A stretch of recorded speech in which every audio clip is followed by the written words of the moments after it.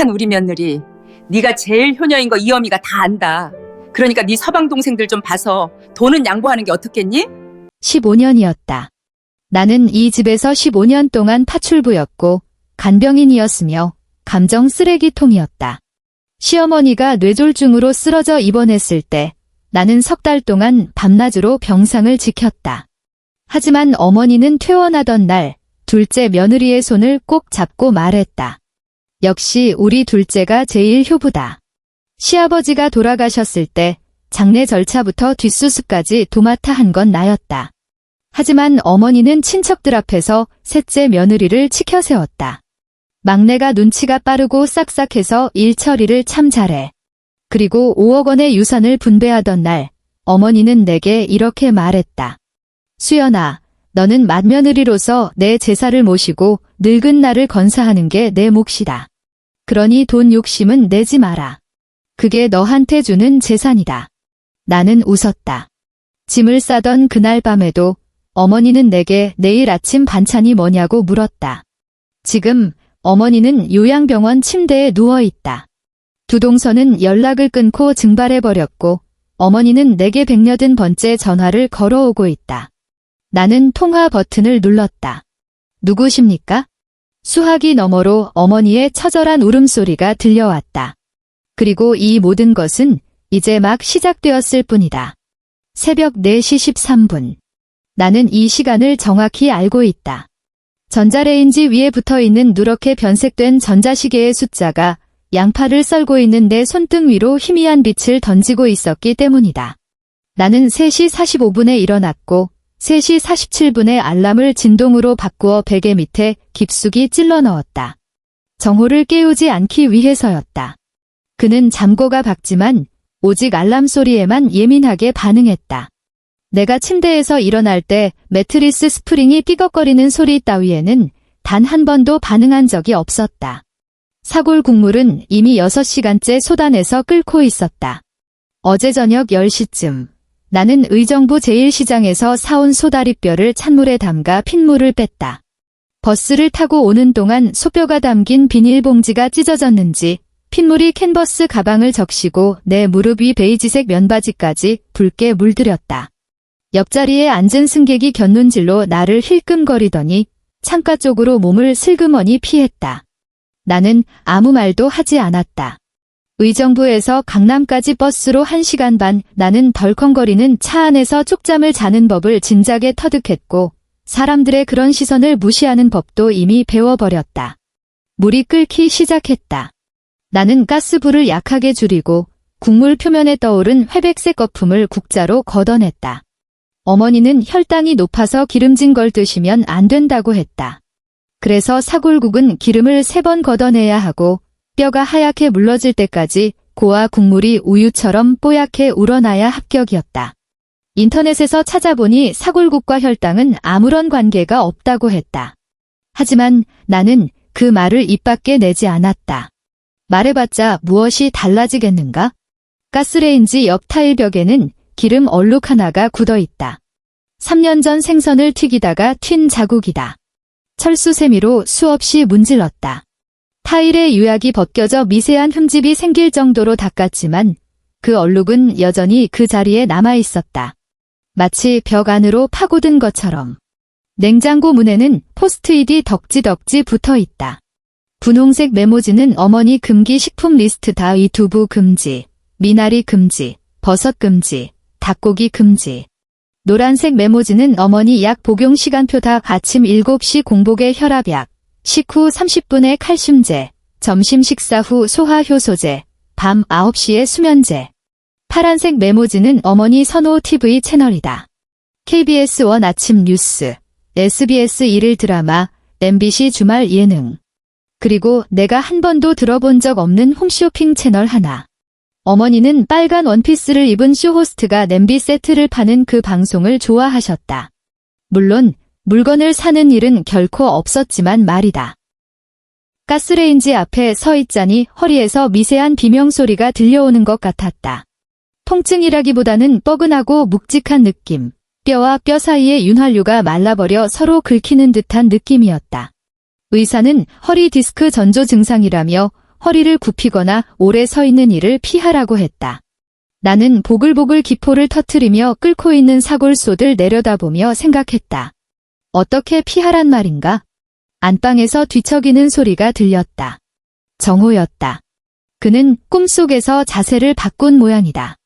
이불이 바스락거리는 소리가 몇 초간 이어지더니 다시 조용해졌다. 나는 그가 일어나지 않을 거라는 걸 알고 있다.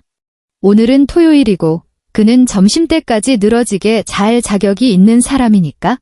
나는 국자로 국물을 계속 저었다. 나무 국자가 솥바닥에 부딪힐 때마다 둔탁한 퉁, 퉁 소리가 났다. 나는 그 소리를 세었다.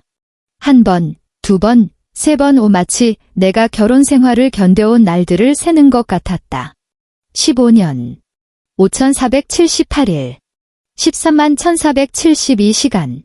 이 숫자는 어느 날 새벽 3시, 도저히 잠이 오지 않아 휴대전화 계산기를 두드려 본 결과였다. 계산을 마친 뒤 나는 그 숫자를 한참이나 멍하니 바라보다가 지워버렸다. 화면을 끄고 다시 침대에 누워 자는 척을 했다. 창밖에서 새 울음소리가 들리기 시작했다.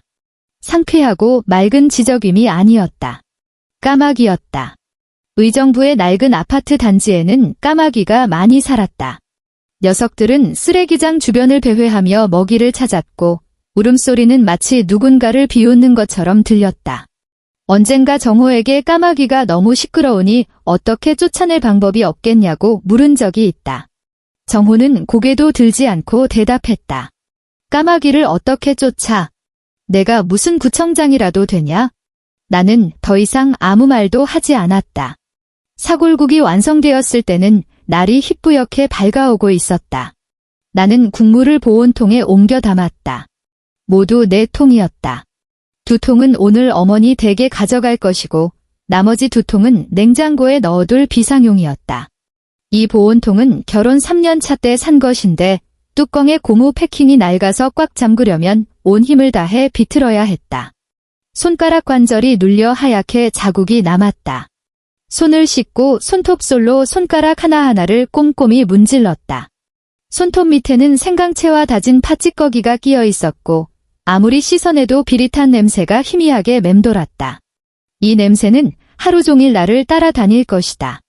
10,000원 지하철을 탈 때도, 시댁에 들어설 때도, 시댁 부엌에서 또다시 점심상을 차릴 때도, 설거지를 하고 청소를 하고 쓰레기를 버리고 다시 지하철에 몸을 싣고 집으로 돌아올 때까지 끈질기게 나를 따라다닐 것이다. 거울 속 내 얼굴은 지독하게 피곤해 보였다. 눈 밑에 젖혀진 살은 언제 생겼을까? 팔자주름은 언제 저렇게 깊게 패였을까? 입꼬리 양옆으로 축 늘어진 저 주름은 또 언제 기어 올라왔을까? 결혼 전 사진 속에 나는 분명 웃고 있었는데 치아를 드러내며 환하게 마음 깊은 곳에서 우러나오는 웃음을 짓고 있었는데 지금 나는 얼굴 근육을 끌어올릴 힘조차 남아있지 않았다. 알람이 울렸다. 정호의 휴대전화 알람이었다. 아침 9시. 안방에서 그가 알람을 끄는 소리가 들렸고 길게 하품하는 소리, 이불을 걷어차는 소리, 바닥에 발을 디디는 소리가 차례로 이어졌다. 밥은? 그가 부엌 문간에 서서 물었다. 목이 늘어나 누렇게 변색된 흰색 티셔츠 차림에 머리는 까치집을 지은 채 눈도 제대로 뜨지 못하고 있었다. 냄비에 있어? 나는 가스레인지 위 작은 냄비를 턱짓으로 가리켰다. 거기에는 어젯밤 먹다 남은 된장찌개와 방금 부친 달걀 프라이 2개가 들어있었다. 정호가 다가와 냄비 뚜껑을 열어보더니 미간을 찌푸렸다. 또 된장찌개야? 냉장고에 남은 게 그것뿐이라서. 그럼 좀 사오지 그랬어? 나는 그를 쳐다보았다. 15년 동안 봐온 얼굴이다. 한때는 잘생겨 보였던 그 각진 턱선이 이제는 나를 지치게만 만들었다. 나는 말하고 싶었다. 새벽 4시에 일어나서 당신 어머니 드릴 사골국 끓이느라 시장 갈 시간이 없었어. 하지만 나는 입을 다물었다. 그저 몸을 돌려보온 통을 마른 행주로 닦기만 했다. 오늘 어머니 댁 갈 거지? 오늘 일요일이잖아. 그걸로 대답은 충분했다. 일요일은 가족 식사 모임이 있는 날이다. 내가 이 집에 시집 온 날부터 정해진 규칙이었고 15년 동안 단 한 번도 깨진 적이 없는 불문율이었다. 정호는 된장찌개를 국그릇에 덜어 식탁에 앉아 먹기 시작했다. 그는 국을 먹을 때 유난히 큰 소리를 냈다. 입을 쩝쩝거리고 혀로 뜨거운 국물을 말아 넣으며 후루룩 소리를 내며 삼켰다. 연애 시절에는 그 소리가 어린아이 같고 귀엽다고 생각했었다. 하지만 지금은 그 소리를 들을 때마다 관자놀이가 지끈거리며 뛰었다. 오늘 그 파란색 옷 입고 가. 그가 달걀을 오물거리며 말했다. 입가에 노른자가 묻었지만 닿지 않았다. 어떤 거? 왜? 지난번에 서울역에서 산 거 있잖아. 엄마가 당신 그거 입으면 예쁘다고 했던 거? 나는 잠시 멍해졌다. 그 파란색 카디건은 4년 전에 산 옷이었다. 떨이로 5,000원에 팔길래 너무 싸서 2벌을 샀던 기억이 난다. 어머니가 내 옷차림을 칭찬한 건 그게 유일했다. 정호가 그걸 기억하고 있었다니? 하지만 그게 무슨 의미가 있겠는가? 나는 고개를 끄덕이고 옷을 갈아입으러 안방으로 들어갔다. 어머니 댁은 서울 서초구에 있는 지은 지 30년 된 낡은 아파트였다. 강남권이긴 해도 워낙 낡고 층수가 낮아 전세 가격이 서울 평균의 절반 수준이었다. 어머니는 이 집을 가장 큰 자랑거리로 여겼다. 내가 과부 몸으로 서울 한복판에 집 한 채 장만했는데 너희 중에 나만 한 사람 있으면 나와보라 그래? 어머니가 혼자 몸으로 아들 셋을 키워낸 건 사실이었다. 나는 그 레퍼토리를 수없이 들었고 그때마다 고개를 끄덕이며 어머니 정말 고생 많으셨어요 라고 맞장구 쳐야 했다. 너무 많이 반복하다 보니 이제는 그 말이 진심인지 반사적인 반응인지 나조차 구분할 수 없게 되었다. 현관 초인종을 한참 누르고 나서야 문이 열렸다. 어머니였다. 회색면 실내복을 입고 가장자리가 달아빠진 털 실내화를 신은 채 현관에 서서 나를 위아래로 훑어보았다. 왔니? 어머니, 몸은 좀 어떠세요? 늘 그렇지 뭐 내가 어제 보낸 사골국 말이다. 맛이 좀 이상하더라. 너무 비리고 뼈가 덜 고와졌어. 나는 고개를 숙이고 들고 있던 보온통을 내밀었다. 이번엔 2시간 더 끓였으니 괜찮으실 거예요. 어머니는 보온통을 받아 들고 무게를 가늠해보더니 좋다 싫다 말 한마디 없이 돌아섰다. 털 실내화가 마룻바닥에 끌리며 탁, 탁 소리를 냈다. 현관 신발장 옆에는 신발 몇 켤레가 어지럽게 놓여 있었다. 둘째, 동서의 하이힐. 굽이 가늘고 검은색 에나멜 가죽이 번쩍거리는 게 딱 봐도 백화점 브랜드 제품이었다. 셋째, 동서의 운동화. 밑창이 하얗고 약간 때가 탔지만 인터넷에서 웃돈을 주고 줄을 서야 살 수 있다는 한정판 모델이었다. 내 운동화는 3년 전 지하철 지하상가에서 10,000원 주고 산 것이었다. 밑창은 이미 닳아 평평해졌고 비가 오는 날이면 양말이 축축하게 젖어들었다. 나는 신발을 벗어 신발장 한 구석에 가지런히 놓았다. 거실에는 이미 사람들이 와 있었다. 둘째, 동서 김민아는 소파 정중앙에 다리를 꼬고 앉아 휴대전화를 들여다보고 있었다. 머리를 새로 했는지 굵은 웨이브가 들어간 밤색 머리칼이 어깨 위로 찰랑거렸고 귓불에는 크지는 않지만 윤기가 흐르는 진주 귀걸이가 달려 있었다. 그녀는 내가 들어오자 고개만 살짝 들고 웃으며 인사했다. 형님 오셨어요. 정호 아주버님은요? 주차하고 있어? 아, 네. 그녀는 다시 휴대전화로 시선을 돌렸다. 더 이상의 대화는 없었다. 셋째, 동서 최은비는 소파 구석에 쿠션을 끌어안고 처박혀 텔레비전을 보고 있었다. 화면에는 그 홈쇼핑 채널이 나오고 있었다. 빨간 원피스를 입은 쇼호스트가 밥맛이 기가 막히게 좋아진다는 전기압력 밥솥을 열변을 토하며 팔고 있었다. 은비는 넋을 잃고 화면을 쳐다보며 옆에 놓인 해바라기 씨를 까먹었다. 껍질이 소파 틈새로 떨어졌지만 죽지 않았다. 은비야, 친정일은 잘 처리됐니? 어머니가 부엌에서 소리쳤다. 은비는 네 하고 짧게 대답할 뿐 눈은 텔레비전에서 떼지 않았다. 나는 부엌으로 들어갔다. 조리대 위에는 오늘 요리해야 할 재료들이 산더미처럼 쌓여 있었다. 소등심, 삼겹살, 생굴, 대하, 오징어, 그리고 각종 채소들. 어제 어머니가 내게 시장을 봐오라고 지시한 품목들이었다. 장을 보는 데만 38만 원이 들었다. 물론 나와 정호의 생활비 통장에서 나간 돈이었다. 어머니는 늘 이렇게 말했다. 큰 집이 장을 보는 건 당연한 도리지. 둘째랑 셋째가 밥 먹으러 와주는 것만으로도 고맙게 생각해야 한다. 나는 앞치마를 두르고 채소를 씻기 시작했다. 수도꼭지 수압이 어찌나 센지 스테인리스 싱크대에 물이 부딪히며 사아하는 요란한 소리를 냈다. 나는 그 물소리를 방패 삼아 거실에서 들려오는 말소리를 차단했다. 어머니가 무슨 말씀을 하시는지 정확히 들리지 않았다. 하지만 둘째 동서의 웃음소리는 선명하게 들렸다.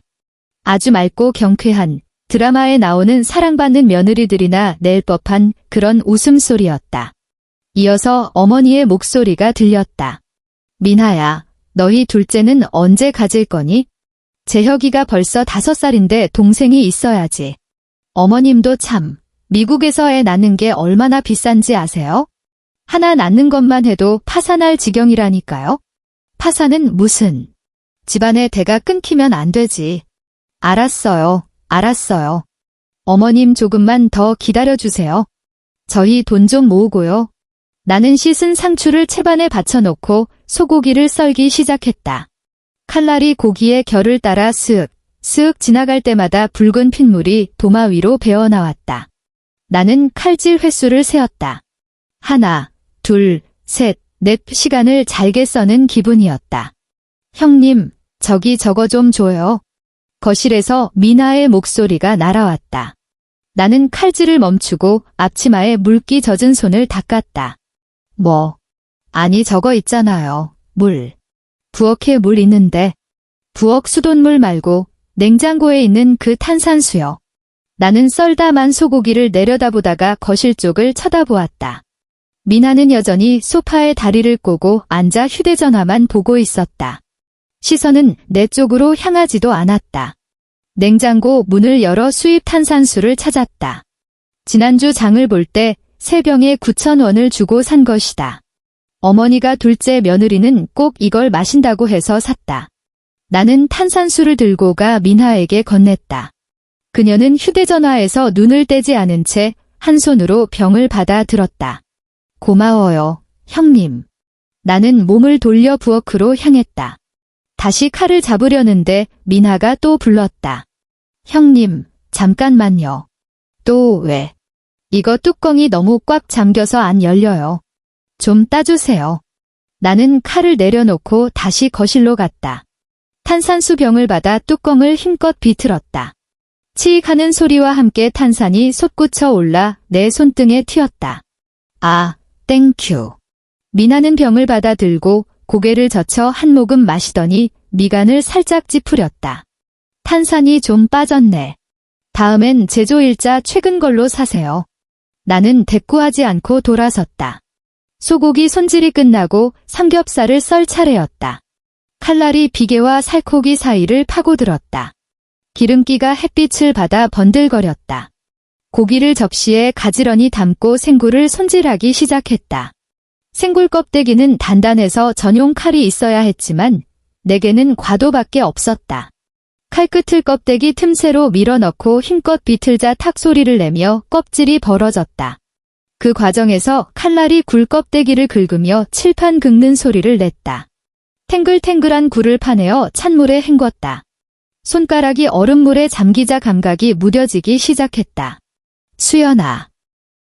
어머니가 불렀다. 네, 어머니. 간은 했니?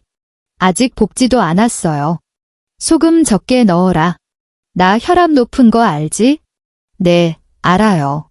대파는 어디다 뒀냐? 당최 찾을 수가 없네. 냉장고 맨 아래 칸 왼쪽 서랍에 있어요. 찾았다. 넌 왜 팔을 이렇게 구석에 처박아 두니?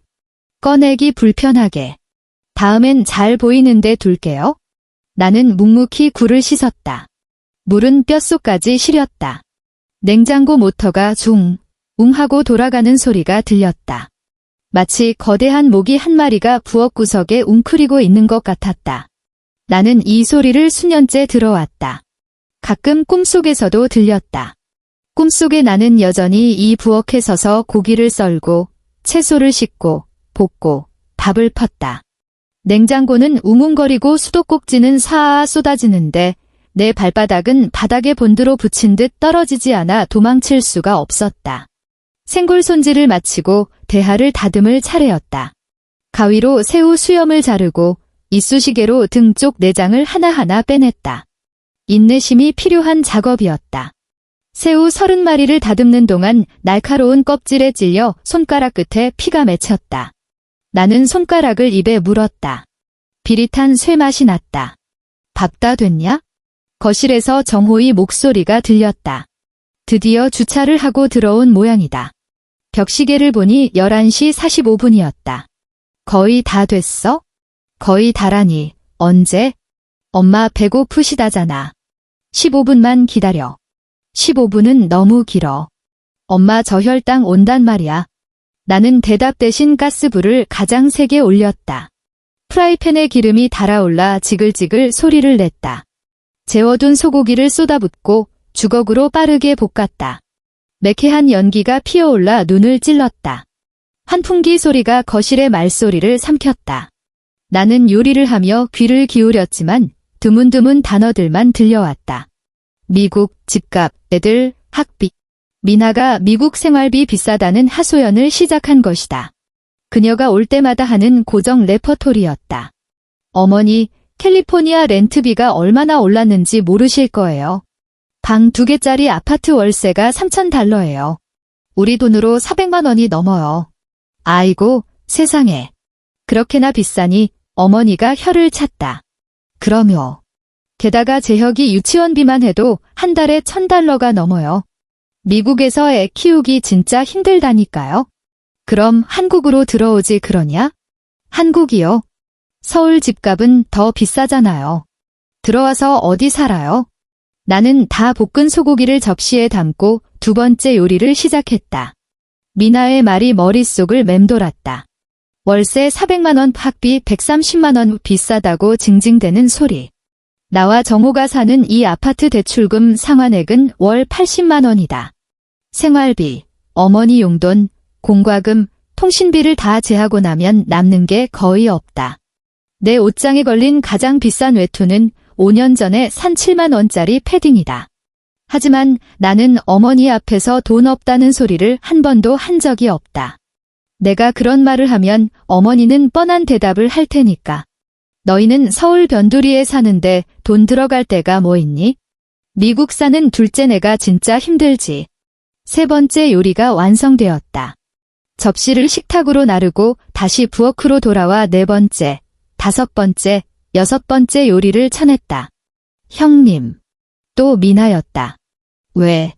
제가 먹던 견과류가 떨어졌는데 한 봉지 더 갖다 주실래요? 나는 생선구이 팬을 노려보았다. 생선이 반쯤 익어가는 중이라 지금 자리를 비우면 탈 수 있었다. 거실 탁자 아래 서랍에 있어? 찾아봤는데 없던데요. 그럼 다 먹었나 보다. 다 먹었다고요? 그럼 다른 주전부리 없어요? 나는 잠시 침묵했다. 팬 위에서 생선 껍질이 치지직 소리를 내며 타들어가고 있었다. 가장자리가 거무튀튀하게 변해가고 있었다. 냉장고에 과일 있어? 내가 좀 꺼내 먹어라. 과일요. 뭐 있는데요? 사과랑 귤. 사과는 깎기 귀찮고. 형님, 귤 좀 까서 갖다 주시면 안 돼요? 나는 가스불을 끄듯 줄이고 냉장고로 성큼성큼 걸어갔다. 귤을 꺼내 빛의 속도로 껍질을 벗겨 접시에 담은 뒤 미나 앞에 내려놓았다. 그녀는 접시를 받아 들고 힐끗 보더니 말했다. 이 귤, 껍질 보니까 별로 안 달게 생겼네. 나는 획 돌아서서 부엌으로 뛰어갔다. 생선 한쪽 면이 새까맣게 탔다. 나는 탄 면이 바닥으로 가게 접시에 담고 그 위를 파채로 수북이 덮었다. 아무도 눈치채지 못하기를 빌면서. 정오가 되자 모든 요리가 식탁 위에 차려졌다. 나는 앞치마를 벗고 식탁으로 갔다. 다들 자리를 잡고 앉아 있었다. 어머니가 상석에, 둘째 부부는 왼쪽에, 셋째 부부는 오른쪽에, 정호는 내 옆자리에 앉았다. 내가 꼴찌였다. 먹자 어머니가 수저를 들었다. 다들 젓가락을 움직이기 시작했다.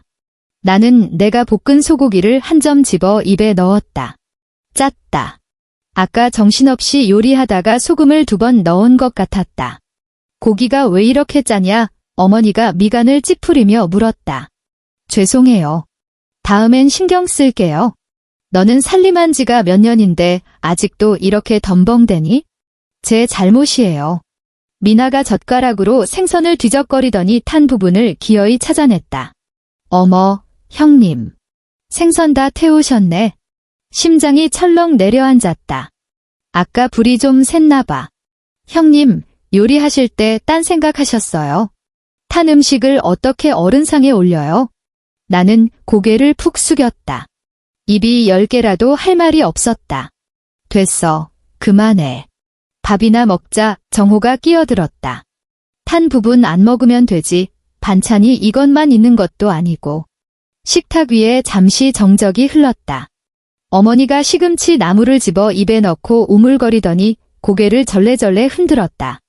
시금치가 너무 억세다. 다음엔 좀 더 연한 걸로 사올게요. 너는 채소 고르는 법도 모르니? 시장에 널린 게 시금치인데 그걸 구분 못해. 젓가락을 쥔 내 손가락 마디가 하얗게 질렸다. 은비는 고기 한 번 들지 않고 밥만 퍼먹었다. 밥그릇에는 고봉밥으로 3공기 분량이 담겨 있었는데 며칠 굶은 사람처럼 허겁지겁 먹어치우고 있었다. 어머니가 은비를 보며 혀를 찼다. 은비야, 천천히 좀 먹어라. 누가 뺏어 먹냐? 은비는 네 하고 웅얼거리며 계속 숟가락질을 했다. 식사가 중반쯤 접어들었을 때 미나가 가방에서 뭔가를 꺼냈다. 어머니, 이거 제가 미국에서 사온 거예요. 선물요. 어머니가 포장지를 뜯자 금색 리본이 달린 초콜릿 상자가 나왔다. 아이고, 민하야. 뭘 이런 걸 다 사왔어. 어머니의 눈이 반달처럼 휘어졌다. 미국에서 고생하면서 시어미 선물까지 챙기고 내 마음이 다 훈훈하다. 당연하죠, 어머니. 평생 고생하셨는데 저희가 효도해야죠. 미나가 생글거리며 말했다. 나는 그 초콜릿 상자를 바라보았다. 상자에 적힌 영어가 눈에 들어왔다. 고디바. 인터넷 최저가로 5만 원 정도 하는 물건이다. 미나는 1년에 2번 한국에 들어오고 그때마다 저 정도 가격대의 선물을 들고 온다. 나는 매주 일요일 가족 식사 때마다 식재료비로 평균 35만 원을 쓴다.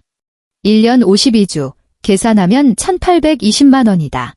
하지만 어머니는 단 한 번도 나에게 저런 표정을 지어준 적이 없다. 식사가 끝나자 나는 자리에서 일어나 그릇을 치우기 시작했다. 형님, 제가 도와드릴게요. 미나가 일어나는 신용을 했다. 나는 멈칫하며 그녀를 쳐다보았다. 그녀가 내 손에 들린 접시를 향해 손을 뻗었다. 됐어. 나 혼자 하면 돼. 그래도 어떻게 그래요? 매번 형님 혼자 고생하시는데? 정말 괜찮아. 민하야, 넌 앉아 있어라. 어머니가 소파에서 불렀다.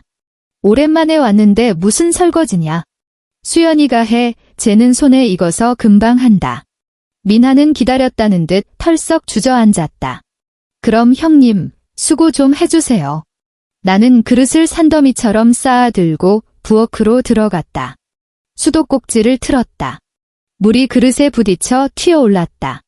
나는 식기세척기에 그릇을 차곡차곡 채워넣고 들어가지 않는 냄비와 프라이팬을 수세미로 닦기 시작했다.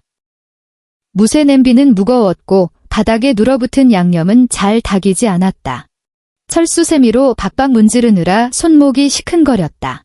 거실에서 대화 소리가 들려왔다. 어머니, 저희 내일 다시 로스앤젤레스로 가야 해요. 미나의 목소리였다. 벌써? 온 지 며칠 안 됐잖아. 재혁이 학교 때문에요. 결석을 오래 못해요. 에휴, 모처럼 왔는데 벌써 간다니 서운해서 어쩌냐. 저도 아쉬워요, 어머니. 내년엔 더 자주 올게요. 그래, 가서 몸 조심하고. 네, 알겠어요. 나는 냄비를 헹궈식기 건조대에 엎어놓았다. 은비, 너희는? 언제 제주도 내려가니? 내일요. 은비의 목소리는 차가웠다. 내일. 뭐 그리 급해? 가게 문 열어야죠. 무슨 장사가 그렇게 급하다고 됐다. 너희 사정 내가 알아서 뭐 하겠니? 잠시 침묵이 흘렀다. 수연아의 어머니가 목소리를 높였다. 너 잠깐 이리 좀 와봐라. 나는 젖은 손을 행주에 닿고 거실로 나갔다. 네, 어머니. 어머니는 소파 한가운데 앉아 있었고 양옆에 민하와 은비가 있었다. 정호와 두 동생은 베란다에 나가 담배를 피우고 있었다. 거기 앉아라. 어머니가 맞은편 의자를 가리켰다. 나는 의자에 앉았다. 어머니의 시선이 내 얼굴에 잠시 머물렀다가 창밖으로 향했다. 수연아, 할 말이 있다. 말씀하세요. 너도 알다시피 너희 시아버지 가고 나니 이 집에 나 혼자 남았잖니. 네. 나도 이제 나이가 있어서 언제 어떻게 될지 모른다. 정신 멀쩡할 때 집안일을 좀 정리해 두려고 한다. 심장이 쿵 내려앉았다. 집에 모아둔 돈이 좀 있다. 어머니가 말을 이었다. 그동안 받은 연금이랑 너희 시아버지 사망보험금이랑 합치면 얼추 5억 원 정도 된다. 5억. 머릿속에서 계산기가 빠르게 돌아갔다. 3형제가 똑같이 나누면 한 집당 1억 6천만 원 정도? 우리 부부가 모은 돈을 합치면 서울 외곽 아파트 전세금 정도는 마련할 수 있는 큰 돈이었다. 내가 정신 놓기 전에 이 돈을 좀 나눠주려고 한다. 민하와 은비의 눈동자가 동시에 번쩍였다. 아주 찰나였지만 내 눈에는 똑똑히 보였다. 둘째네 어머니가 민하를 보며 말했다. 미국에서 집 사느라 대출금 갚기 힘들지? 엄마가 2억 5천 줄 테니 보태 써라. 민하의 얼굴에 화색이 돌았다가 금세 황송한 표정으로 바뀌었다. 어머니, 세상에. 너무 큰 돈이에요. 저희가 받아도 될지. 받아라. 타지에서 고생하는 거 엄마가 다 안다. 어머니 정말 감사합니다. 잘 쓸게요. 셋째네 어머니가 이번엔 은비를 보았다. 사업하느라 힘들지? 엄마가 너희한테도 2억 5천 주마. 빚 갚는데 써라. 은비의 눈매가 가늘어졌다. 그녀는 짧게 고개를 숙였다. 감사합니다. 어머니. 나는 멍하니 앉아 내 차례를 기다렸다. 5억에서 2억 5천, 또 2억 5천이 나갔다. 남은 돈은? 어머니가 나를 보았다. 심장이 미친 듯이 뛰었다. 큰애네는? 어머니가 잠시 말을 멈췄다. 그 침묵이 연겁처럼 느껴졌다. 내 심장 소리, 베란다 너머 남자들의 웅성거림, 아파트 단지 놀이터에서 아이들이 뛰어노는 소리가 뒤섞여 귀를 때렸다. 큰애네는 말이다. 어머니가 입을 열었다. 정호가 장남 아니냐. 장남. 그 두 글자가 공기 중에 무겁게 가라앉았다. 장남은 내 제사를 모시고 내가 죽을 때까지 나를 책임지는 게 몫이다. 그게 정호가 받을 유산이다. 그러니 너희한테는 따로 줄 돈이 없다. 나는 그 말을 들었다. 토씨 하나 빠뜨리지 않고 정확하게 들었다. 하지만 순간적으로 뇌회로가 정지된 것 같았다. 이해할 수 없는 외국어를 들은 것처럼. 어머니, 입술이 파르르 떨리며 쉰 소리가 새어나왔다. 왜? 불만 있냐? 어머니가 나를 빤히 쳐다보았다. 죄책감이나 미안함은 찾아볼 수 없었다. 너무나 당연한 이치를 설명한다는 듯 평온한 얼굴이었다. 나는 입을 열어 항변하려 했지만 목구멍이 꽉 막혀 소리가 나오지 않았다. 나는 무의식적으로 고개를 돌려 베란다 쪽을 바라보았다. 정호는 동생들과 담배 연기를 뿜으며 등을 돌리고 서 있었다. 나는 마음속으로 절규했다. 정호 씨, 들어와. 들어와서 한마디만 해. 뭐라고 말 좀 해봐. 하지만 그는 뒤를 돌아보지 않았다. 정호 씨. 내가 쥐어짜듯 소리쳤다. 정호가 그제야 몸을 돌렸다.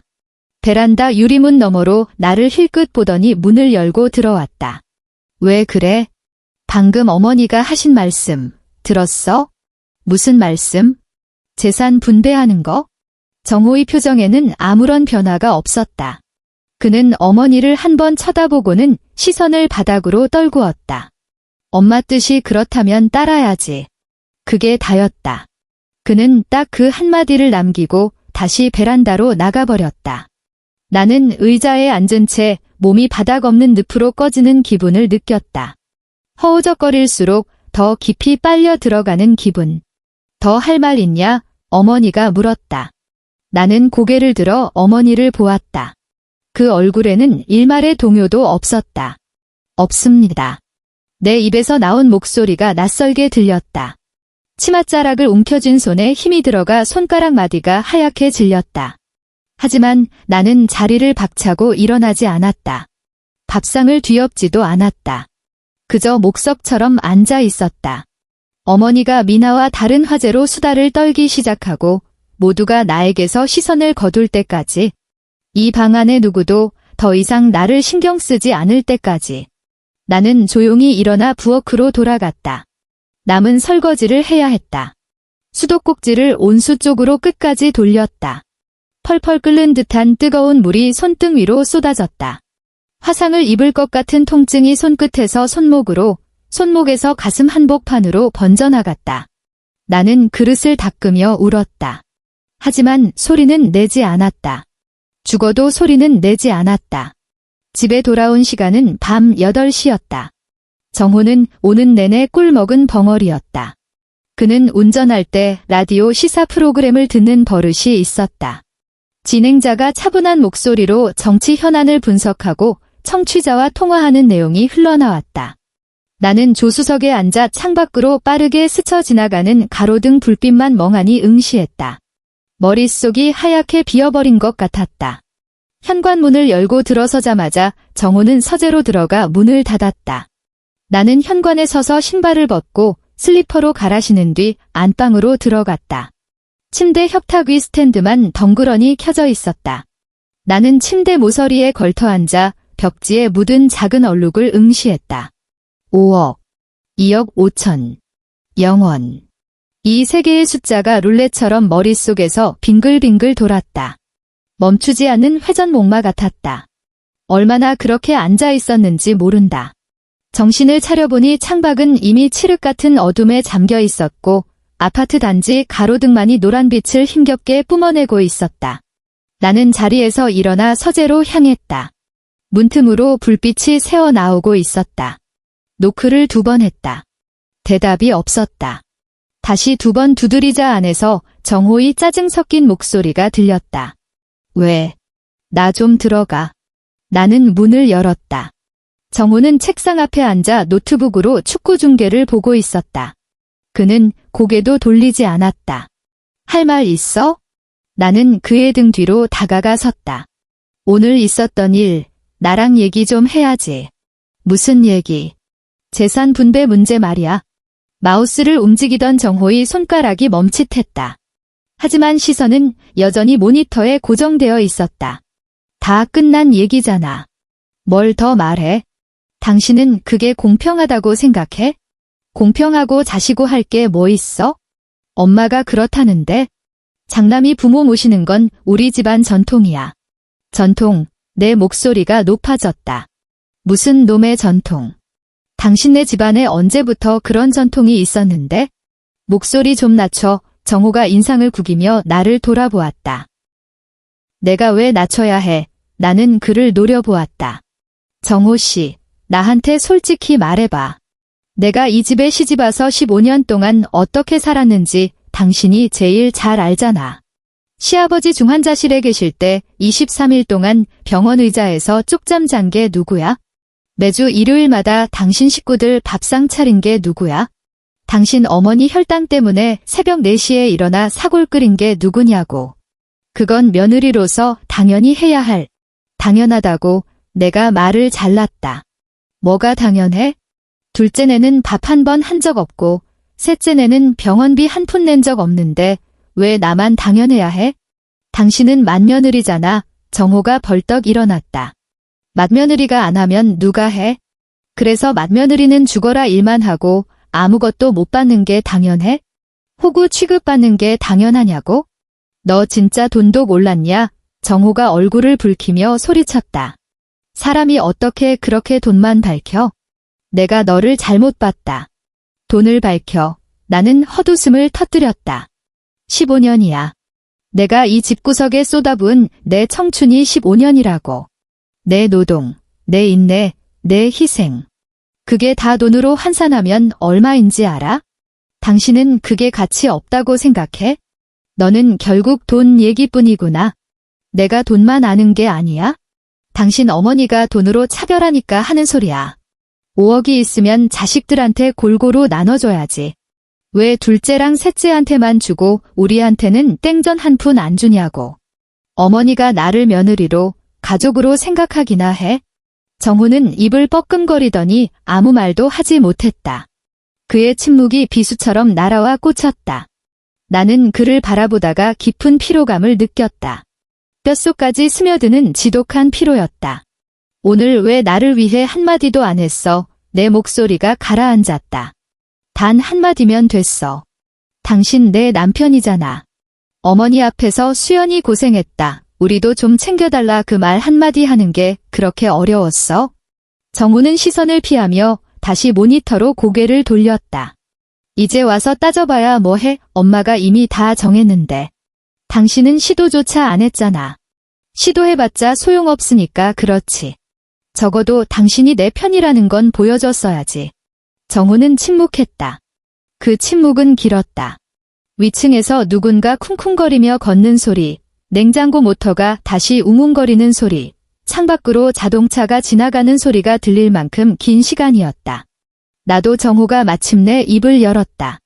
나도 어쩔 수 없었어. 우리 엄마잖아. 나는 고개를 끄덕였다.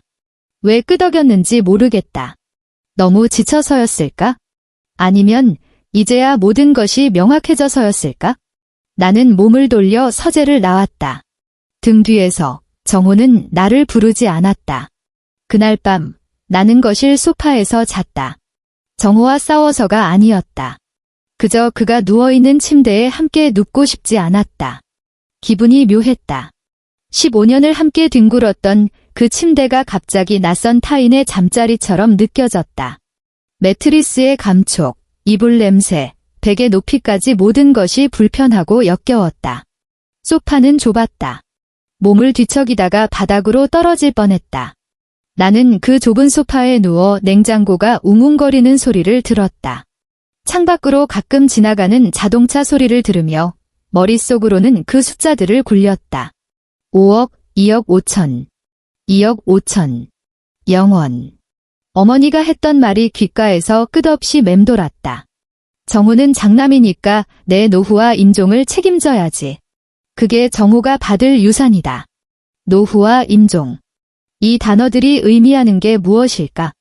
앞으로 어머니가 아프면 병원비는 우리가 내야 한다는 뜻이다. 어머니가 쓰러지면 간병인을 구하고 그 비용을 대는 것도 우리 몫이라는 뜻이다. 어머니가 돌아가시면 장례를 치르는 것도 우리 몫이라는 뜻이다. 반면 둘째와 셋째는 각각 2억 5천만 원을 챙겨서 하나는 미국에 집을 사고 하나는 제주도에서 사업을 한다. 명절에나 비행기 타고 나라와 밥 한 끼 먹고 가면 그걸로 효도 다 했다는 소리를 들을 것이다. 이게 공평한가? 나는 스스로에게 묻고 또 물었다. 날이 희뿌옇게 밝아올 때까지? 오전 6시 30분.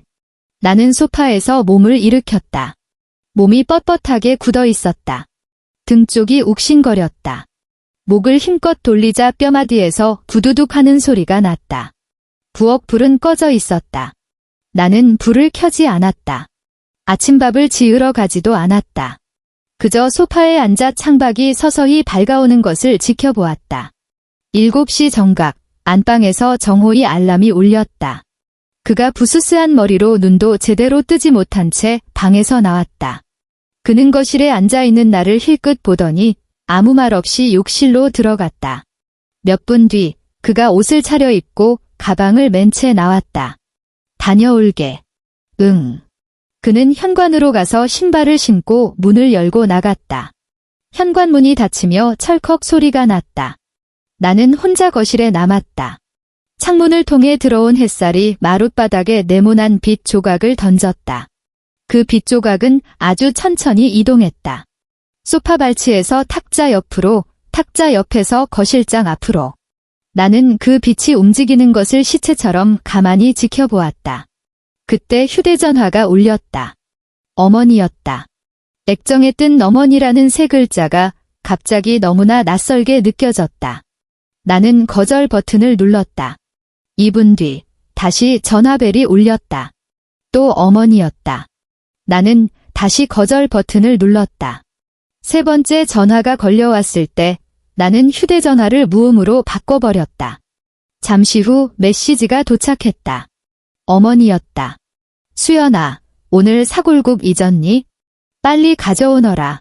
그 메시지를 내려다보는데 뇌리를 스치고 지나가는 생각 하나가 있었다. 단 한 번도 해보지 않았던 생각.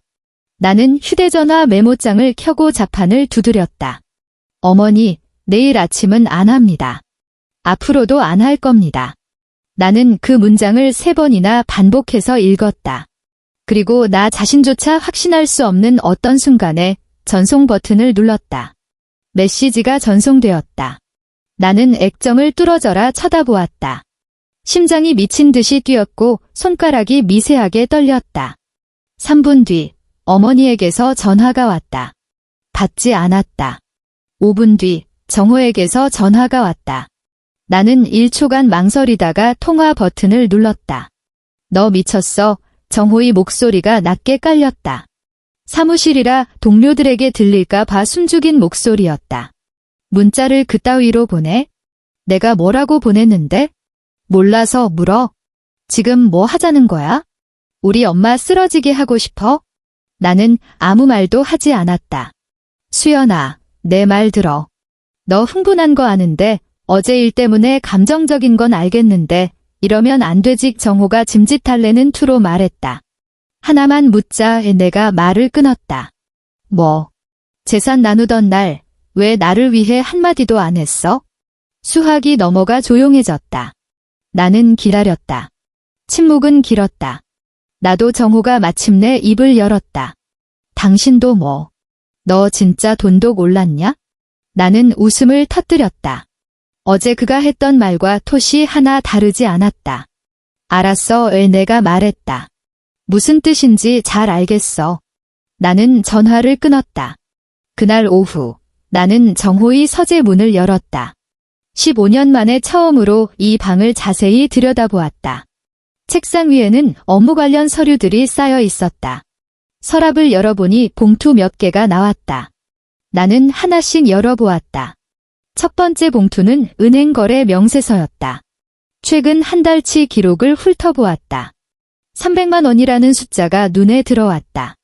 수취인은 고영숙. 어머니 이름이었다. 지난달 기록을 보았다. 거기에도 있었다. 지지난 달에도 있었다. 매달 빠짐없이 300만 원. 정호의 월급은 600만 원 초반대라. 주택담보대출금, 공과금, 생활비를 제하면 남는 돈은 대략 300만 원 정도다. 그는 남는 돈을 거의 전부 어머니에게 송금하고 있었던 것이다. 나는 계속해서 과거 기록을 뒤졌다. 작년, 재작년, 3년 전 매달 송금 내역이 있었다. 금액은 200만 원일 때도 있었고 300만 원일 때도 있었으며 가장 많을 때는 500만 원이 넘기도 했다. 대충 계산해 보았다. 우리가 결혼한 이후 그가 어머니에게 보낸 돈을 합치니 3억 원이 넘었다. 그런데도 우리는 15평짜리 낡은 아파트에 살고 있다. 내 옷장에는 10만 원이 넘는 옷이 단 한 벌도 없다. 내가 마지막으로 새 신발을 산 건 2년 전이다. 나는 명세서를 다시 봉투에 넣고 서랍 깊숙이 찔러 넣었다. 그리고 옷장 문을 열었다. 정호의 양복들이 걸려 있었다. 검은색, 회색, 감색. 최고급 원단으로 지은 정장들이었다. 세어보니 7벌이었다. 하나같이 이름만 대면 알만한 명품 브랜드였다. 그는 자기 옷을 사는 데는 돈을 아끼지 않았다. 나에게 쓰는 돈만 아까웠던 것이다. 나는 서재를 나와 안방으로 갔다. 내 옷장을 열었다. 가장 눈에 띄는 곳에 걸린 파란색 카디건. 5,000원 떨이 상품. 그 옆에 걸린 회색, 검은색, 짙은 남색 옷들. 전부 할인 매대에서 건진 싸구려들. 나는 파란 카디건이 옷감을 만져보았다. 폴리에스터 혼방이라 보풀이 일어 까칠했다. 어머니는 내가 이 옷을 입으면 예쁘다고 했다. 그 입에서 나온 유일한 칭찬이었다. 나는 손을 거두고 옷장 문을 닫았다. 침대 협탁 서랍에서 여행용 가방을 꺼냈다. 20인치짜리 작은 캐리어였다. 결혼하던 해 정호가 나중에 같이 여행 다니자며 사준 선물이었다. 우리는 단 한 번도 함께 여행을 가지 못했다. 나는 캐리어를 침대 위에 펼쳤다. 그리고 짐을 싸기 시작했다.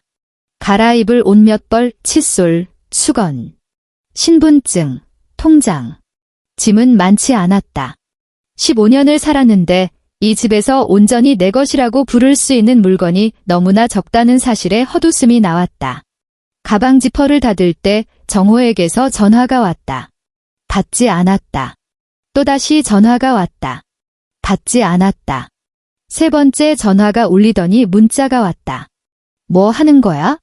빨리 엄마한테 전화해서 사과해. 나는 그 문자를 확인하고 휴대전화를 무음으로 설정했다.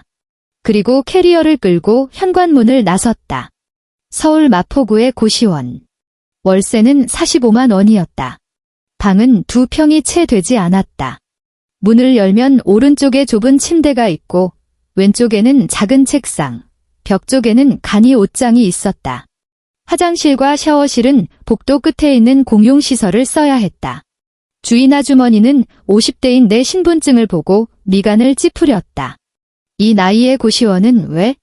일자리를 구하고 있어요. 지방에서 왔수? 네. 아주머니는 더 묻지 않고 보증금과 첫 달 월세를 받은 뒤 열쇠를 내주었다. 나는 캐리어를 끌고 방으로 들어갔다. 방 안은 고요했다. 옆방에서 들려오는 타닥거리는 키보드 소리, 아래층에서 누군가 통화하는 웅얼거림, 그리고 내 숨소리와 심장 소리만이 들렸다. 나는 침대 모서리에 앉아 이 좁아터진 방을 둘러보았다. 2평. 신혼집보다 훨씬 좁았다. 하지만 이 2평은 온전히 나의 공간이었다. 나는 고시원 근처 편의점에 가서 아르바이트를 구한다고 했다. 점장은 내 이력서를 보더니 침묵했다. 이름과 나이 말고는 텅 비어있는 이력서였다. 계산대 일 해보셨어요? 아니요. 다른 일은요? 없습니다. 점장은 잠시 고민하는 듯 했다. 나이가 40대시네요? 42입니다. 이 나이에 경력 없으면 일 배우기 힘드실 텐데. 나는 고개를 끄덕였다. 압니다. 그런데 왜? 처음부터 배우겠습니다. 시켜만 주세요. 점장은 나를 빤히 쳐다보더니 마침내 입을 열었다. 그럼 일단 일주일만 해봅시다. 야간 조회요. 밤 10시부터 아침 6시까지. 시급은 10,000원 괜찮으세요? 네, 감사합니다. 그렇게 내 인생 첫 사회생활이 시작되었다. 야간 근무는 고됐다. 새벽 2시에서 4시 사이가 고비였다. 졸음이 파도처럼 밀려오면 제자리 뛰기를 하거나 찬물로 세수하며 버텼다. 술에 취해 비틀거리며 들어와 횡설수설하는 진상 손님들의 술 냄새는 역겨웠다. 교복 입은 고등학생들이 우르르 몰려와 컵라면과 삼각김밥을 먹고 나면 바닥은 난장판이 되었다. 나는 묵묵히 바닥을 닦고 계산을 하고 물건을 채워 넣었다. 아무도 내가 누군지 몰랐다. 석 달 전까지만 해도 시어머니 사골국을 끓이고 매주 팔첩반상을 차려내던 종갓집 맏며느리 박정호의 아내라는 것을 아무도 몰랐다. 여기서 나는 그저 42살의 편의점 야간 알바생이었다. 그리고 그냥 사람이었다. 휴대전화에는 매일 부재중 전화가 찍혔다. 정호, 시어머니, 가끔은 둘째 동서 김민아, 또 가끔은 모르는 번호. 나는 하나도 받지 않았다. 문자도 쏟아졌다. 너 어디야? 당장 들어와. 수연아, 내가 이러면 안 된다. 엄마가 너 언제 와서 밥하냐고 난리야? 정호. 형님, 왜 전화를 안 받으세요? 어머님이 많이 걱정하세요? 김민하. 수연이 너. 당장 안 튀어와. 시어머니. 나는 문자를 하나하나 읽고 하나하나 삭제했다. 삭제 버튼을 누르는 내 손가락은 흔들리지 않았다. 석 달 뒤 어느 날 야간 근무를 마치고 고시원으로 돌아왔다. 침대에 앉아 습관처럼 휴대전화를 켜고 SNS를 훑어보았다. 그러다 셋째 동서 최은비의 게시물을 보게 되었다. 사진 9장. 파란 하늘, 흰 구름, 에메랄드빛 바다. 104장. 물 위에 떠있는 방갈로, 인피니티 풀, 햇빛에 반짝이는 수면. 글에는 이렇게 적혀 있었다. 어머님 덕분에 드디어 꿈에 그리던 몰디브 허니문. 감사합니다. 사랑해요, 어머니. 위치 태그는 몰디브의 어느 5성급 리조트였다. 나는 사진을 확대했다. 네 번째 사진 속 은비는 하얀색 비키니를 입고 수영장 가에 서서 V자를 그리고 있었다. 그녀의 손목에는 시계 하나가 채워져 있었는데 알이 작고 시계줄이 로즈골드 색이었다. 나는 그 브랜드를 안다. 까르띠에 발롱블루. 한정판. 인터넷에서 가격을 검색해 본 적이 있다. 3,800만 원. 내가 편의점에서 꼬박 3년을 일해야 모을 수 있는 돈이었다. 나는 그 사진을 한참 동안 들여다보았다. 그리고 휴대전화를 내려놓고 침대에 누워 눈을 감았다. 천장 구석에 곰팡이가 핀 물 자국이 보였다. 위층에서 물이 샜던 모양이다. 나는 그 얼룩을 멍하니 바라보다가 잠이 들었다. 시간이란 참 묘한 것이다. 시집살이 할 때는 하루하루가 1년처럼 길었다. 새벽 4시 기상, 밤 12시 취침. 그 사이를 채우는 건 끝이 보이지 않는 가사 노동, 병원 수발, 요리, 설거지, 그리고 비난뿐이었다. 고시원에서의 시간은 화살처럼 빠르게 지나갔다. 야간 근무, 잠, 밥, 다시 근무. 단순한 굴레였지만 시어머니의 전화도, 정호의 눈치도, 일요일의 가족 식사도 없었다. 반년이 지났다. 점장은 내가 일을 잘한다며 시급을 11,000원으로 올려주었고 재고 관리까지 맡겼다. 나는 열심히 배웠다.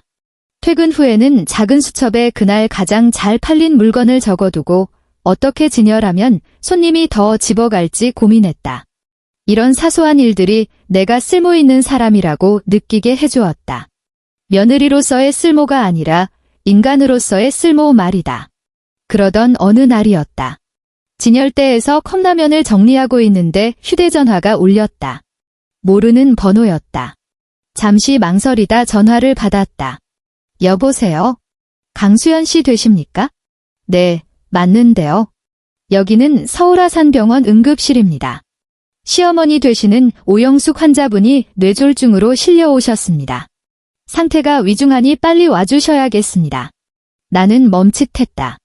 여보세요? 듣고 계십니까? 간호사의 목소리가 다급해졌다. 듣고 있습니다. 지금 바로 오실 수 있으시죠? 나는 휴대전화를 꽉 쥐고 잠시 침묵했다. 그리고 입을 열었다. 저는 그분 보호자가 아닙니다. 아들인 박정호 씨에게 연락하세요. 하지만 저는 박정호 씨와 이혼 소송 중입니다. 오영숙 씨 며느리 아니에요? 나는 전화를 끊었다. 손가락 끝이 파르르 떨렸다. 나는 전화기를 계산대에 내려놓고 깊은 숨을 들이마셨다. 창고에서 나오던 점장이 내 표정을 보더니 물었다. 무슨 일 있어요? 아뇨에 나는 억지로 입꼬리를 올렸다. 전화가 잘못 걸려왔네요. 그날 밤 정호에게서 전화가 왔다. 이번에는 받았다. 수연아, 그의 목소리는 며칠 밤을 새운 사람처럼 갈라지고 지쳐 있었다. 왜? 엄마가 입원했어. 뇌졸중이래. 알아. 너 내가 좀 와주면 안 될까? 내가 거길 왜 가? 엄마 간병할 사람이 없어. 나는 짧게 코웃음을 쳤다. 둘째는 미국에 있잖아. 비행기 표를 못 구하겠대. 셋째는 제주도에 있는데 호텔 예약 취소가 안 된다고. 그럼 당신은? 나 혼자서는 감당이 안 돼. 나는 아무 대답도 하지 않았다. 수연아, 제발 부탁이다. 정호의 목소리가 울먹거렸다. 엄마 이번엔 진짜 심각해. 의사가 왼쪽 마비 올 수도 있대. 나는 편의점 유리창 너머 밤거리를 내다보았다. 마포구의 밤하늘에서는 별을 볼 수 없었다. 오직 가로등의 주황색 불빛과 빌딩 숲의 인공적인 조명만이 번쩍일 뿐이었다. 정호 씨. 어머니 재산 나눠줄 때 나한테 10원 한 장 주셨니? 그는 말이 없었다. 둘째랑 셋째가 받아간 5억, 간병비로 내놓겠대? 여전히 침묵. 그런데 왜 나한테 연락해? 침묵. 길고 긴 침묵. 앞으로 내 전화로 연락하지 마. 내가 말했다. 다시는 걸지 마. 나는 전화를 끊고 그 번호를 차단 목록에 추가했다. 그 뒤의 이야기는 예전 동료에게 건너들었다. 편의점에는 김은주라는 28살 야간 알바생이 있었는데 그녀는 말이 많고 정보통이었다. 언니, 그 소식 들었어요. 어느 날 교대 시간에 그녀가 은밀하게 물었다. 무슨 소식? 언니 전 시댁 말이에요. 둘째랑 셋째 아들네 지금 난리도 아니래요. 정리하던 손을 멈췄다. 왜? 둘째네 며느리는 미국 집값 폭락해서 빚더미 앉으니까 도망갔대요. 셋째네는 더 대박이에요. 남편이 받은 돈 2억 5천 들고 튀었대요. 이혼 서류만 남겨두고요. 나는 그녀를 바라보았다. 그리고 더 비참한 건요. 은주가 목소리를 낮췄다. 그 시어머니 지금 요양원에 계시는데 한 달에 150만 원짜리 제일 싼 병실이래요. 4명이 화장실 하나 쓰는 그런데요. 나는 다시 라면을 진열하기 시작했다. 언니 왜 아무 말 안 해요? 안 놀라워요. 나는 고개를 저었다. 별로 놀랍지 않네? 은주는 나를 빤히 보더니 입을 다물었다. 사실 나는 그 모든 사정을 누구보다 잘 알고 있었다. 아니, 내가 그렇게 만들었다고 하는 편이 맞겠다. 집을 나온 지난 1년 동안 나는 가만히 당하고만 있지 않았다. 나는 치밀하게 증거를 수집했다. 15년간의 가사 노동 기록, 매일 차린 밥상 사진, 장을 본 영수증, 시부모 병원 동행 기록들, 시어머니의 차별 발언이 담긴 녹음 파일들. 특히 재산 분할하던 날, 내 치마 주머니에는 녹음기가 돌아가고 있었다. 그날의 대화는 토시 하나 빠짐없이 저장되었다. 그리고 정우가 매달 어머니에게 보낸 송금 내역, 서재 서랍에서 찾아낸 금영세서들을 몽땅 복사해 두었다. 나는 이 모든 자료를 들고 변호사를 찾아갔다. 박영선 변호사. 이혼 전문 변호사로 인터넷에는 가정이라는 이름의 착취와 싸우는 여성들의 칼질하는 속에 글이 있었다. 그녀는 내 이야기를 다 듣고 잠시 침묵하더니 말했다. 제가 본 장남 며느리 착취 사례 중에서도 악질에 속하네요. 이길 수 있을까요? 원하신다면 아주 확실하게 이기게 해드리죠. 나는 편의점 알바를 하며 모은 돈을 전부 털어 수임료를 냈다. 모자란 돈은 분할 납부하기로 했다. 소장은 법원에 접수되었다. 나는 혼인 파탄을 사유로 이혼을 청구했고 남편이 혼인 기간 중 시댁에 빼돌린 재산에 대한 분할을 요구했다. 법원 등기가 정호의 손에 쥐어졌을 때 그가 어떤 표정을 지었을지는 보지 않아도 알 수 있었다. 청구 금액 1억 2천만 원. 밀린 가사 노동비, 정신적 피해 보상금, 그리고 15년간 내가 치른 며느리 수업료의 환불금이었다. 변호사는 법원이 내 손을 들어줄 거라고 했다. 그녀의 말은 틀리지 않았다. 판결이 확정되던 날은 햇살이 눈부시게 좋은 날이었다. 나는 서울가정법원 정문을 나섰다. 손에는 판결문이 들려 있었다. 1억 2천만 원. 내 통장에 찍힌 그 숫자의 정분 하나하나가 지난 15년에 대한 대답이었다. 주차장에 정우가 서 있었다. 그는 몰라보게 야위었고 흰머리가 늘었으며 수염을 깎지 않아 지저분했다. 그의 손에는 꽃다발이 들려 있었다. 분홍색 포장지로 감싼 하얀 데이지 꽃다발이었다. 수연아, 그가 나를 불렀다. 나는 그를 건조하게 바라보았다. 우리 다시 시작하면 안 될까? 그의 목소리가 떨렸다. 엄마도 이제 많이 후회하고 계셔. 잘못했다고. 나는 그 꽃다발을 응시했다. 하얀 데이지.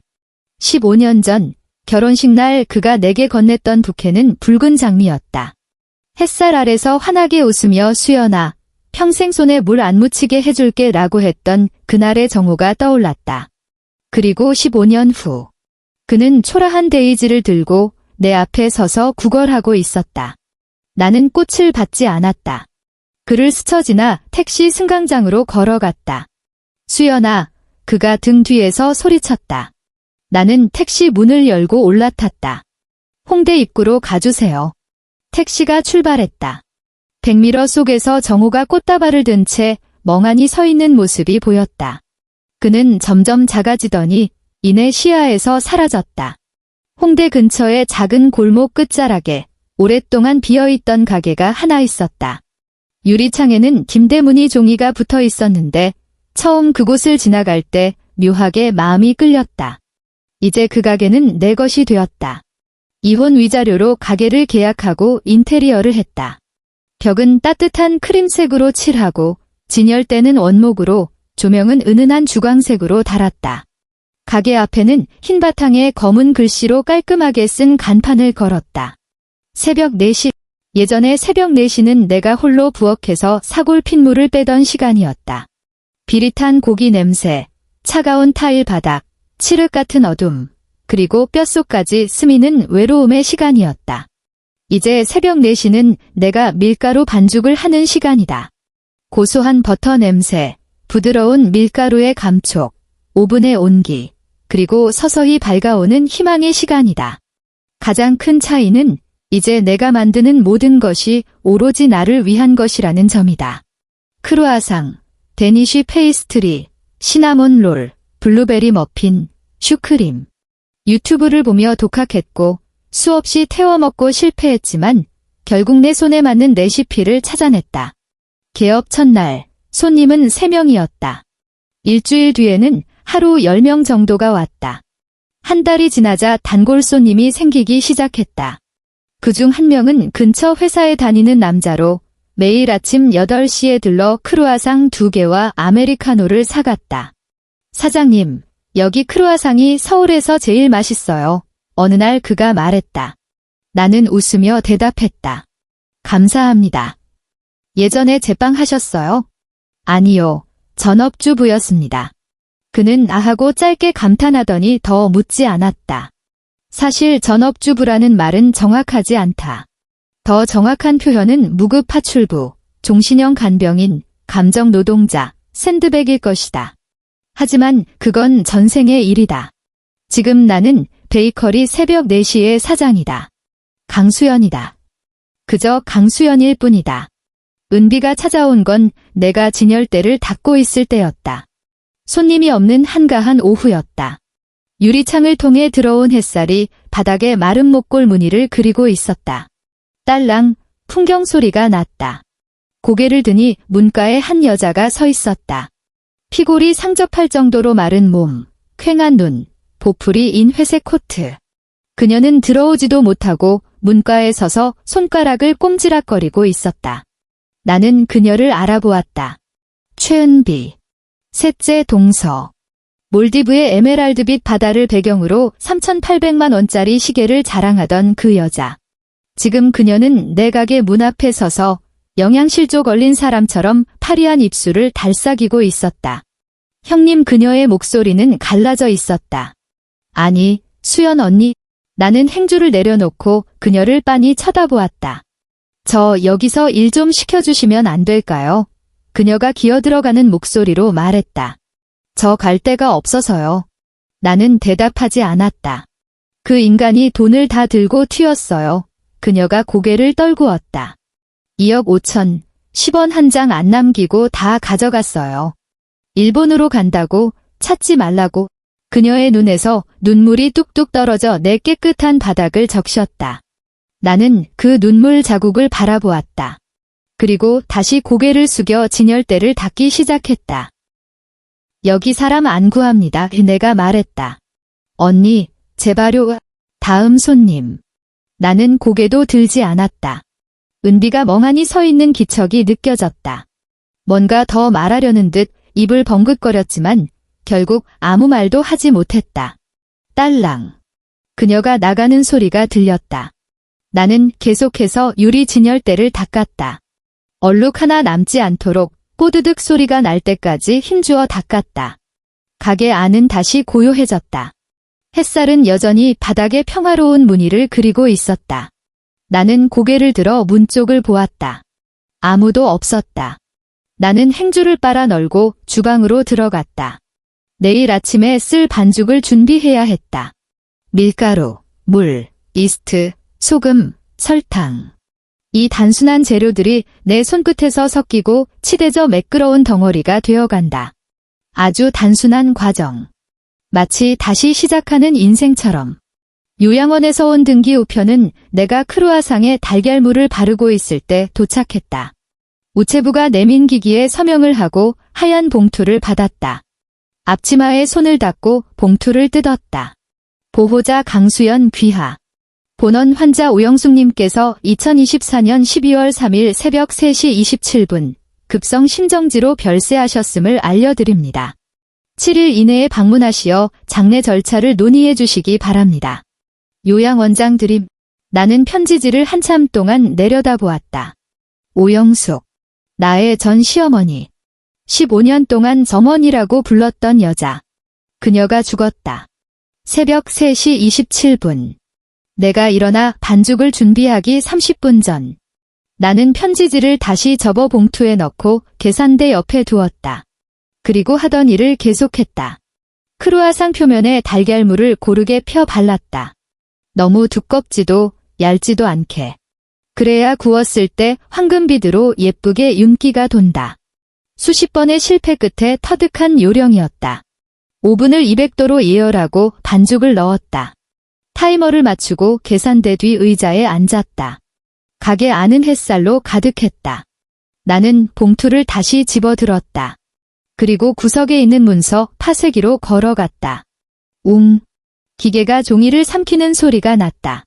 하얀 종이 조각들이 눈송이처럼 잘게 갈려 통 안으로 떨어져 내렸다. 나는 그 종이 눈이 쌓이는 것을 지켜보았다. 땡 하고 오븐 타이머가 울렸다. 오븐 장갑을 끼고 트레이를 꺼냈다. 노릇노릇하게 구워진 크루아상들이 고소한 버터 향을 풍기며 줄지어 있었다. 가장 잘 구워진 놈으로 하나 골라 접시에 담고 우유 한 잔을 따랐다. 나는 창가 자리에 앉아 크루아상을 한 입 빼어 물었다. 바삭 하는 소리와 함께 겹겹이 쌓인 페이스트리가 부서졌다. 입안 가득 버터의 풍미가 퍼졌다. 내가 만든 빵. 오로지 나를 위해 만든 빵. 창밖으로 홍대 거리를 오가는 사람들이 보였다. 손을 잡고 걷는 연인들, 기타를 맨 학생들, 유모차를 미는 젊은 부부. 나는 무표정한 얼굴로 우유를 마셨다. 저녁 6시, 가게 문을 닫았다. 홍대의 밤거리는 네온사인과 음악 소리로 시끌벅적했다. 나는 셔터를 내리고 골목을 빠져나와 큰 길로 걸었다. 편의점에서 생수 한 병을 샀다. 그리고 한강공원 쪽으로 발걸음을 옮겼다. 강바람이 찼다. 머리카락이 헝클어졌다. 나는 난간에 기대어 강 건너편의 불빛과 검은 강물 위로 일렁이는 반영을 바라보았다. 해가 완전히 지고 있었다. 서쪽 하늘에 남은 붉은 노을이 강물 속으로 서서히 녹아들고 있었다. 나는 주머니에서 휴대전화를 꺼냈다. 사진첩, 메모장, 연락처, 문자 기록. 과거의 흔적들을 모조리 선택해 정구 삭제 버튼을 눌렀다. 휴대전화를 다시 주머니에 넣고 깊게 숨을 들이마셨다. 강바람이 폐부 깊숙이 들어왔다. 차갑고 비릿하고 상쾌했다.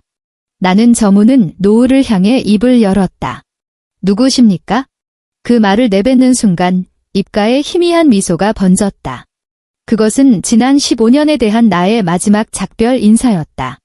나는 뒤를 돌아 인파 속으로 걸어갔다.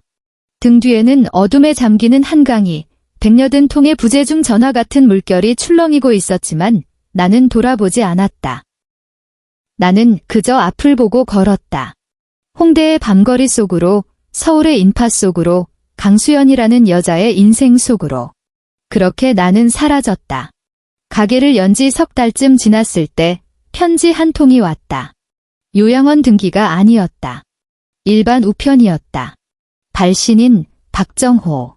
봉투를 뜯자 얇은 편지지 한 장이 나왔다. 내용은 짧았다. 수연아, 엄마 가셨어. 내가 안 올 거란 건 알아? 그래도 알려는 줘야 할 것 같아서. 미안하다. 정호. 나는 그 편지를 잠시 바라보았다. 그리고 파쇄기에 넣었다. 웅. 종이가 갈려나가는 소리. 나는 다시 계산대 뒤로 돌아와 일을 했다. 밖에 비가 내리기 시작했다. 유리창에 빗방울이 부딪히며 토독, 토독 소리를 냈다. 우산을 쓴 사람들이 종종 걸음으로 지나갔다. 나는 빗방울을 보며 옛날 생각을 했다. 비 오는 날 시댁 부엌에서 사골국을 끓이던 내 모습. 어머니의 타박을 들으며 국물에 눈물을 떨구던 그 여자. 아주 오래전 일 같았다. 비는 여전히 내리고 있었지만 나는 더 이상 그 여자가 아니었다. 딸랑. 노란 우비를 입은 꼬마 아이가 엄마 손을 잡고 들어왔다. 이모. 딸기 케이크 주세요. 아이가 쇼케이스에 코를 박고 눈을 반짝였다. 나는 활짝 웃었다. 그래, 제일 예쁜 걸로 줄게. 케이크 상자를 받아 든 아이가 고맙습니다. 하고 배꼽 인사를 했다. 아이 엄마가 내게 목례를 하고 나갔다. 딸랑. 다시 고요해진 가게. 나는 창밖을 보았다. 비가 그치고 있었다. 구름 사이로 햇살이 비집고 나와 젖은 아스팔트 위를 반짝이게 비추었다. 나는 앞치마를 벗어 문 뒤 옷걸이에 걸었다. 가게 불을 끄고 문을 잠그고 서울의 저녁 속으로 걸어 들어갔다. 비 온 뒤의 공기는 맑고 깨끗했다. 흙냄새가 났다. 나는 크게 심호흡을 했다. 그리고 한강 쪽이 아닌 내 집이 있는 방향으로 발걸음을 옮겼다. 가로등 불빛 아래 내 그림자가 길게 늘어졌다. 그 그림자는 흔들리지 않고 앞을 향해 뻗어 있었다. 나는 그 길을 따라 뚜벅뚜벅 걸어갔다. 나의 내일 속으로.